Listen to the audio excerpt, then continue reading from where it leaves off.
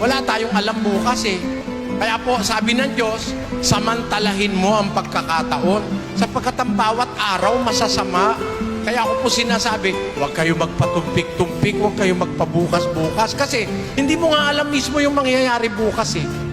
Pag hindi mo pinansin yung tawag ng Diyos, maaari bukas, makalawa o kung kailanman, maswerte ka kung sa 5 taon hindi ka pa niya kinukuha. Eh baka naman magpabaya ka ng magpabaya, titigas naman ang titigas ang puso mo. Tres-tresin ng Ebreo. Sabi niya, ngunit kayo'y mga pangaralan sa isa araw-araw. Samantalang sinasabing ngayon, baka papagmatigasin ng sino man sa inyo ng daya ng kasalanan. Yung kasalanan po, titigas ng titigas puso mo pag ayaw mong iwan. Kawawa ka naman. Nakakilala ka ng aral, ayaw mong sundin.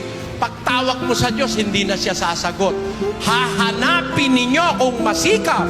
Hindi ninyo ako masusumpungan sapagkat inyong ipinagtanim ang kaalaman at hindi ninyo pinili ang pagkatakot sa Panginoon. Ayaw sila ng aking payo. Sabi, kanilang hinamak ang bukong pagsaway. Sila na may magsisikain ng bunga ng kanilang sariling lakad at mabubusog ng kanilang sariling kagagawan. Yan. Kaya wala na po tayong magagawa.